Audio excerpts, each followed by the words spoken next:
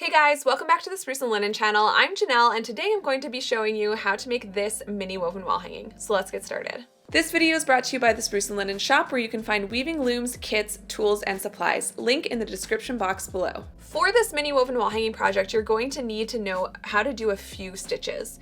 You're going to need to know twining, rya knot, plain weave, and sumak stitch. I will put links in the description box below for each of these stitches and techniques, and after you learn how to do those, you can dive into this project.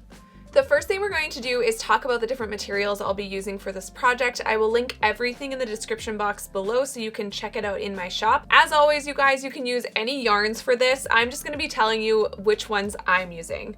So for the fringe, I'm going to be using 3mm single ply recycled cotton rope.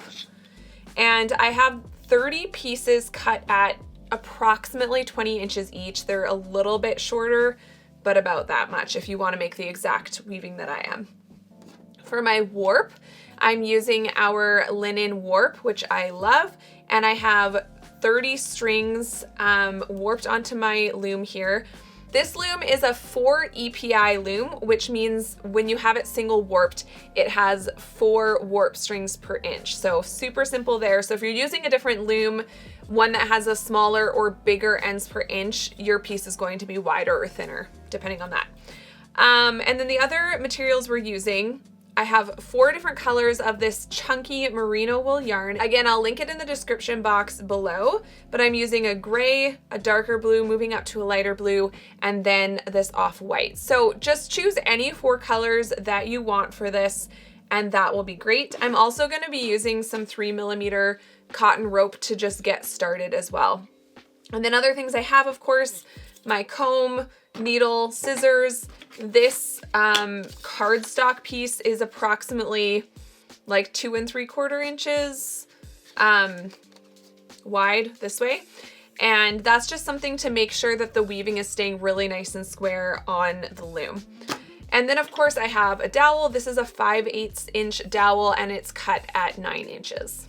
All right, so we're ready to get started. I'm gonna set aside all of my yarns for now. We'll put our fringe over here because we're gonna need that right away. And the first thing we're going to do is just weave in this piece of cardstock. Next, I'm going to take my 3mm cotton rope. I'm going to do a twining stitch and then 2 to 3 rows of plain weave after that.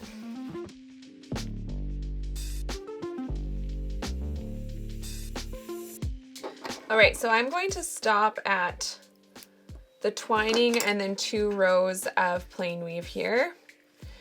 And I'm just weaving in this end so that it tucks in like so.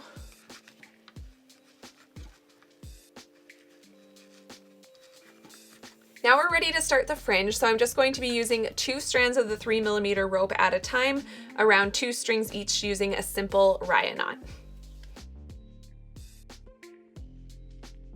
I think I forgot earlier to say that I have 30 warp strings on my loom.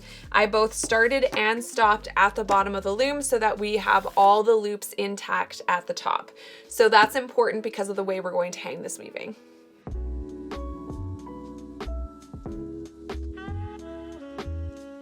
So if you've chosen to use similar colors or go from a dark color to a light color as I am, I'm grabbing my darkest color, which is this gray. And we're gonna get started with the weaving. Should have grabbed that from the middle, but that's okay. And I'm just taking, I don't even know, like 2 and a bit arm lengths of the yarn. We'll see where that gets us.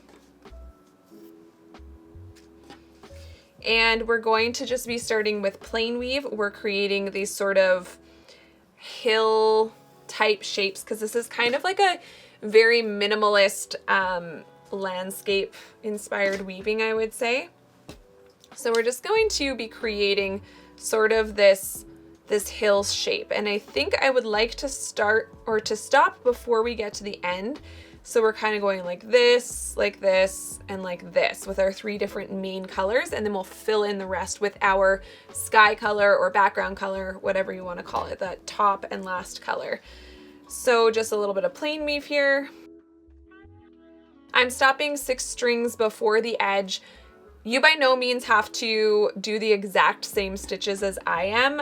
I will kind of let you know what I'm doing here, but this isn't like an exact stitch by stitch pattern, so don't worry too much if you're stopping or starting at different spots than I am. So now for this next row, I'm gonna come in 4 strings. So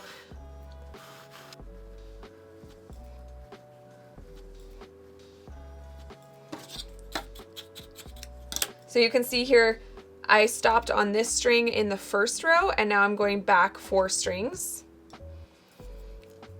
so that we can start to create that slanted shape that we're looking for. And I'm doing the same thing on this row, coming in 4 strings from the last. Really paying attention to these edges to make sure that they're staying nice and straight. And just doing that same thing again.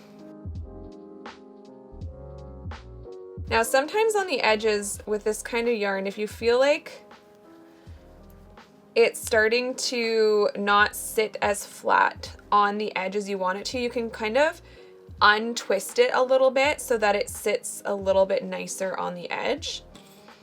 And that'll just help you keep your edges looking really nice. I'm not worrying too much about these edges simply because we're going to be covering them up with a sumac stitch anyway. So I'm not too concerned about those not sitting super flat. All right, so now we're kind of back at the edge again, and you can see these steps that I've made are all super even and uniform. They don't necessarily have to be, you do you. I just wanted kind of like a pretty even slant down to the bottom. So now I'm gonna start my sumac stitch, and I'm just using a single piece of yarn for this since it's already attached.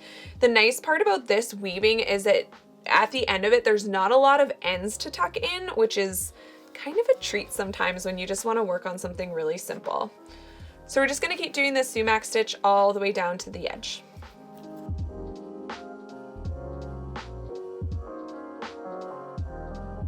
Now that we're at the very bottom, I'm going to go 2 more strings just to kind of make this a more pointed edge here.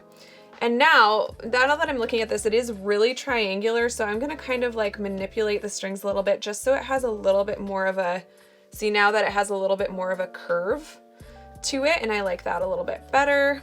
So now we're gonna turn around and go the opposite way, but we're gonna go on the strings in between. So we were going around these two, these two, these two. So now I'm going to take these 2 strings and start going around this way.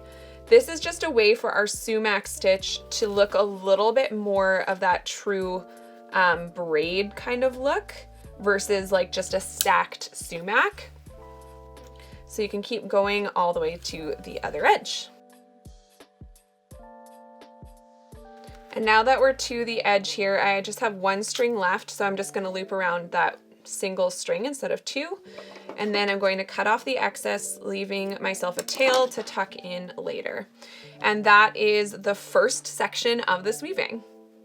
Now we're moving on to the next color, which we're going to do the same thing, but now we're kind of working in reverse from this shape. So let's get started with that. You can grab your next color. So my next color is this beautiful blue, and we're gonna get started on the other side of this weaving now, filling in this next shape. So for this one, you can see that our shape is gonna kind of go, like here we have a flat bottom and a slant. Now we're gonna have 2 slants with this next section. So we kind of need to be filling in and then creating a slant at the top on this next color. So to start, I'm just going to fill in this bottom portion.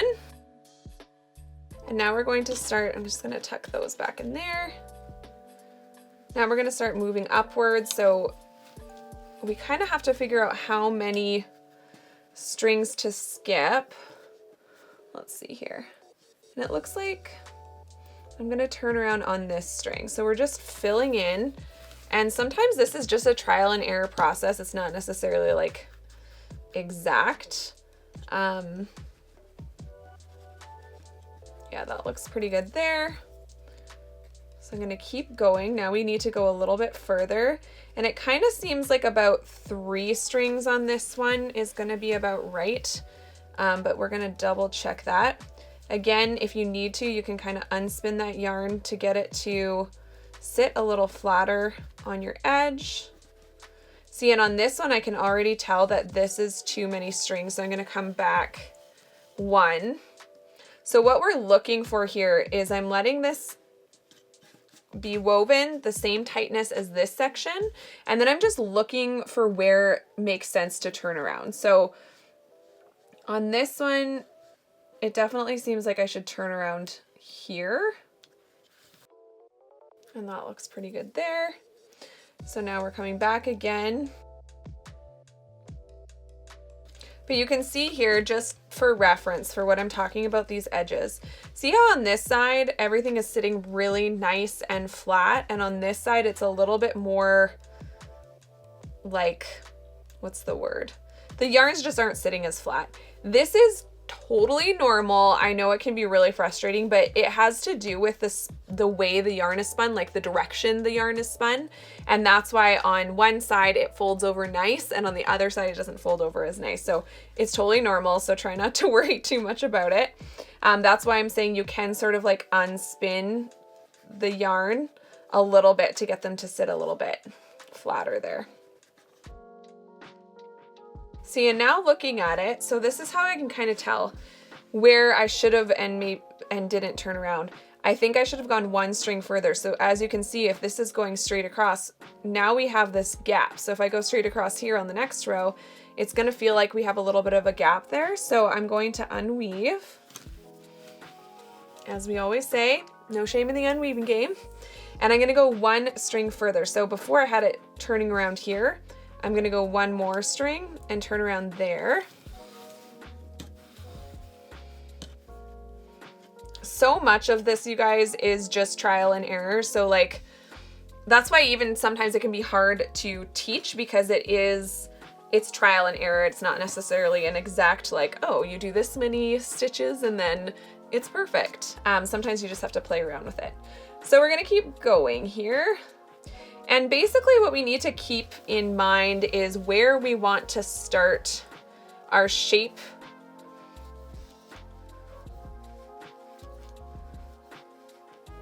So you can see here again, I'm kind of unspinning. I really want to I want those edges to be as clean as I can get them, but they're just not going to be as nice as the other side. So what we need to keep in mind here as we're going back and forth is how far we want the blue to go, because again, we created this shape and now we're creating a shape that kind of goes like this. And so I'm going to be aiming for somewhere around here for the blue to stop and start going back the other direction. So on this row, trying to see if I can get away with turning around here, because I feel like I'm beating down a little harder on this blue than I was on the gray. So I think I'm going to turn around not on this string, but on this next string over.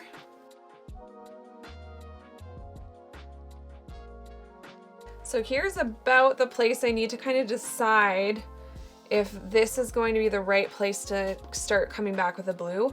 I don't think it is. I think I need to do 1 more row so the blue is a little bit further to the left before we start heading the other direction. So don't forget to kind of, if it feels like I can tell my strings are getting a little bit compressed over here. So I'm just going to kind of strum that, make sure I've got enough slack there while still having the end nice and close to that far string. And I can see there that's too loose. So I'm going to pull it tight against that string, bring it back, strum a little bit, beat it down, and that looks a little bit better. All right, so this is going to be the point where I start bringing this blue back up. Now, different than the gray, we're going to be skipping a lot more strings so that we can finish off this blue a little bit quicker. in the sense that like now we're going to be working on a little bit of a steeper angle because I don't want there to be this massive portion of blue in comparison to the gray. So in this case, so I'm going to go 1, 2, 3, 4. I'm going to turn around 5 strings away from the last. And again, you do you. You do not need to make this exactly the same way that I am. This is just a general guide to this style with this shape, because I know a lot of you have been wanting to learn that kind of thing. So as you can see, again, like I am not getting as nice of edges as I wanted to with this side of the yarn, but there's not a whole lot you can do about it because of the spin, as I keep saying. So now looking at this, I think we're gonna do one more, and now we can start that sumac stitch. And so that sumac stitch is going to be exactly the same process as we did here. I'm just gonna kind of shift things around, make sure I like how it's looking, how it's laid out, and we can start that sumac stitch.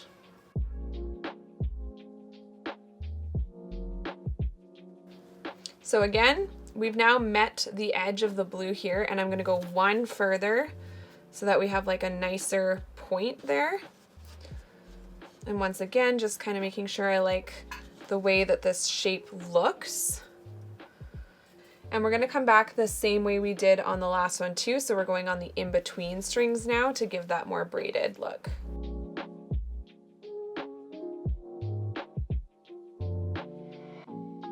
So again, you can cut off the excess, leave yourself a tail to tuck in later, and we can move on to the next color.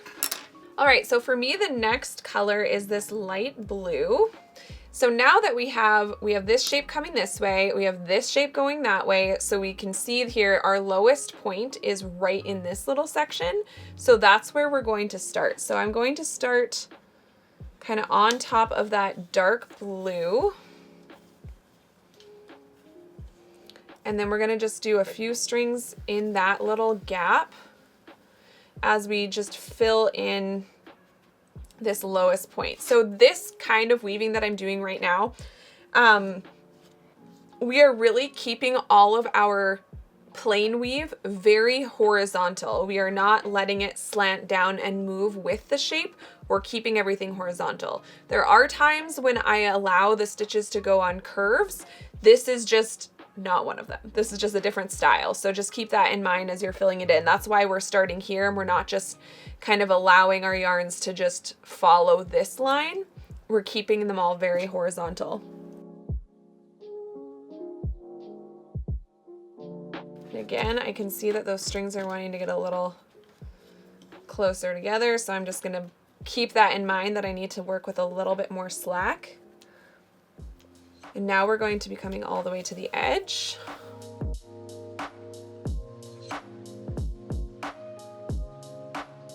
So I can see that my yarn is getting a little bit overly twisted here. I'm just gonna untwist it a little bit so that I don't get that happening anymore. So now we're working very similar to how this shape went. So we started with sort of this curved bottom, we filled it in. Now we're gonna go straight across for a little bit, and then we're gonna start going back up. And then we can use our background color to fill the rest in. So now, same thing as last time, I'm just kind of trying to figure out where I should be turning around and undoing if necessary to get it looking right. See, and I'm still having these twist issues here. But I mean, you don't have to be as much of a attempted perfectionist as I'm being right now by any means. All right, so now I'm looking at this straight across, and I'm trying to see if this is a good place to turn around. I think I can even go one further. There's a little bit of a gap here that I'm not loving. So I'm gonna take my own advice and unweave, and I'm going to take that last row I think just even one string further will look better.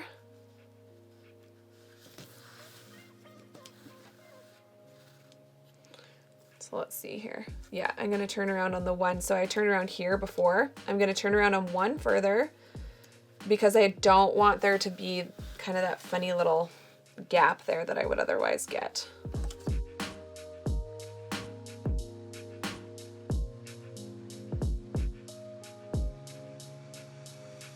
So you can always see, and this is just one of those little tips, is like while I'm weaving, I'm constantly sort of like pulling and tugging and making sure everything's sitting how I want it to as I go, so I don't end up at the top and be like, oh, that really shrunk at the sides, or maybe it's like going out at the sides. So I'm always trying to be conscious of that as I go. And we're just about ready to start turning this light blue and going at a bit of a slant here. I think I'm gonna go just a little bit further with it, and then we can come back up similar to how we did this darker blue. Now I'm just kind of deciding if I'm turning around here. I think I'm gonna go just one more string. And now we're gonna get it slanting back up the other way.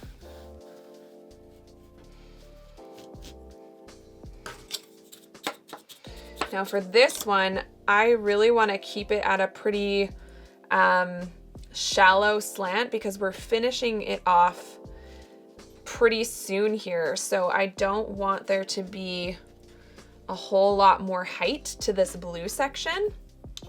So I'm gonna take it to quite a slant and turn around, I think way over here. All right, so I'm gonna turn around way over here already because I only want a couple more rows of this blue before we go ahead and do the sumac. All right, so I think we're actually gonna be done with this light blue now. We're gonna go ahead and do the sumac stitch, and then we can finish everything off with the white yarn.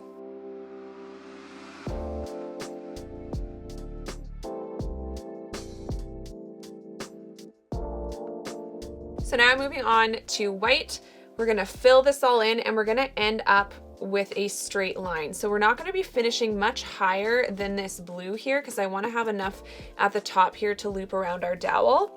And once again, similar to the other sections, on this one, we can kind of start right in the middle here. I'm gonna let the end be sort of in the middle instead of at the edge.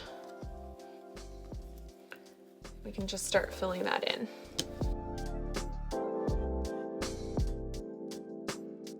So I can see here, once again, I needed to go one string further on that last row because otherwise I'm gonna be left with that funny little gap again. So we'll come back this way and take one more string.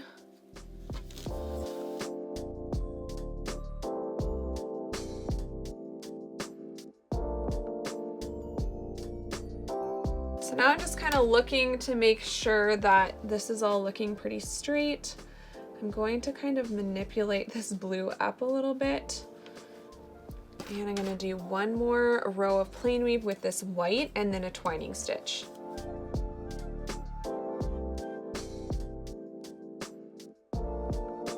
You guys, I changed my mind. Okay, so here's my thinking now. I think what will look more balanced is if we do a sumac stitch at the top, and then do a single twining stitch just to hold everything together nicely. So I'm gonna go ahead and do that.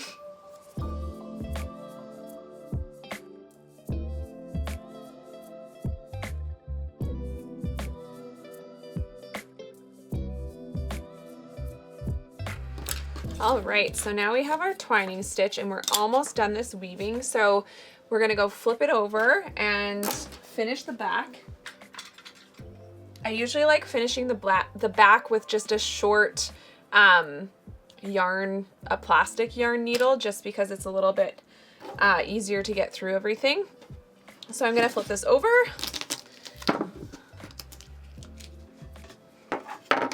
As as you can see, one of the best parts about this particular weaving is that there's not a lot of ends to tuck in. So one thing I am noticing, I'm gonna flip this back around, so I wanna make sure that everything is straight at the top. We're pretty close here. That's looking pretty good. So I'm just gonna go ahead and tuck the ends in. I'll show you one really quickly and then the rest are exactly the same. So you can just thread up your little yarn needle. Then we're gonna just kind of find a channel here to go through with the needle. This needle and the yarn is a very similar color, but you can see here I'm just going through just the back yarns, not pulling super tight. Trimming off the edge, make sure you don't cut any of your warp strings. And then all the other yarns can be tucked in the exact same way.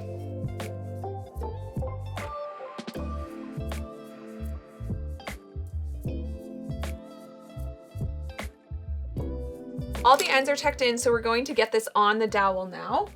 And I'm gonna be looping it around the dowel with these loops. And one trick that I wanted to show you guys, if you have our Spruce and Linen loom, is if you don't want to cut off these so that you have the longest amount possible to tie your knots at the bottom, you can actually just unscrew this and take it apart.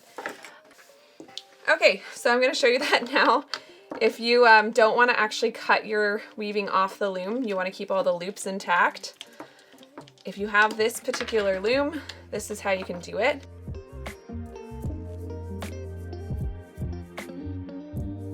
And now we can sort of move that out of the way and just take off the loops from this bottom bar. Now we can slip that paper out. And I'm going to finish off the bottom here by tying all the loops into knots. Usually I like overhand knots best, but on the two edges I will just do kind of a triple knot here. And then I'll just overhand knot the rest.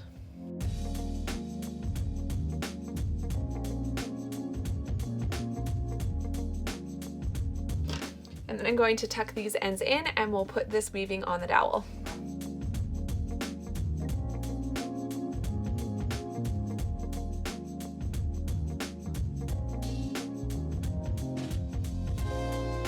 Alright, so with our 30 warp strings, we can do 5 groups of 3 loops over top of our dowel here.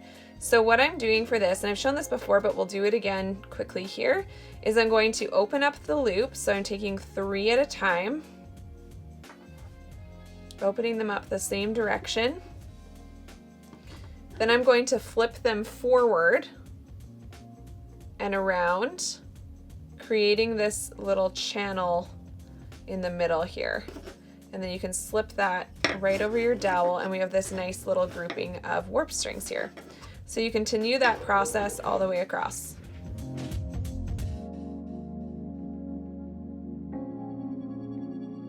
So once you have the loops all the way on, you can sort of just kind of hang it up and start pulling them a little bit tighter. With a linen warp string, it's a little bit of a stiffer string than cotton. So sometimes it's not going to sit like perfectly, especially when you're weaving as lightweight as this one is. But that is okay, that's totally normal.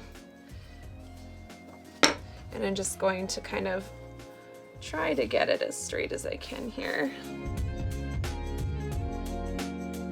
Okay, I realized what I was missing, you guys. See how some of these strings are twisted? I'm just kind of pushing them so that they sit kind of in the correct order now.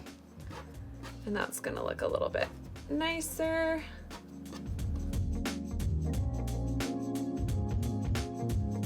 So you can see here, this is kind of bowing out a little bit here.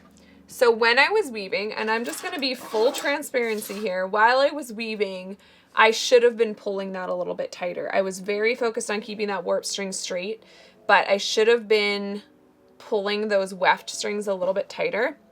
not all is lost, so we can kind of like just manipulate it a little bit and push it a little bit better into place. I can even just try to pull these weft strings over a little bit. So this is like true troubleshooting. Rookie mistake, but that's okay.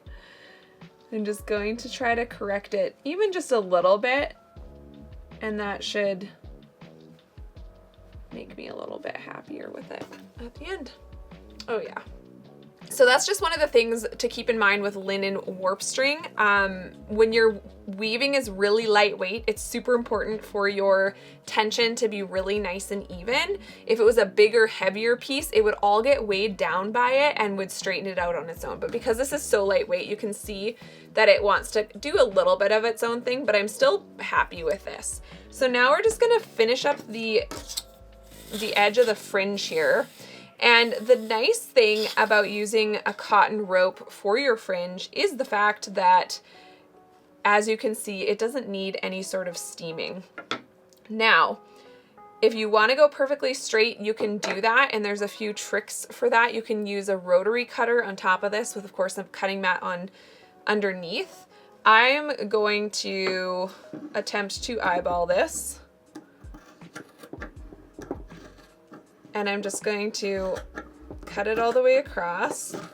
I should just be using a rotary cutter, you guys, but I'm not.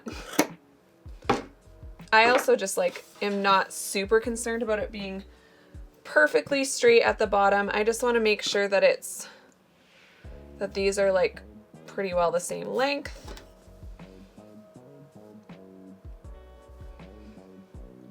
And that's looking pretty good there. All right, you guys, so that is how to make this very simple mini woven wall hanging. Make sure you tag me on Instagram at Spruce and Linen if you use this tutorial, and you can also use hashtag SL Weaving Club. If you like this video, please hit that like button, subscribe, and click the bell to get notifications when I post new videos. Thanks so much for watching, and I'll see you on the next one.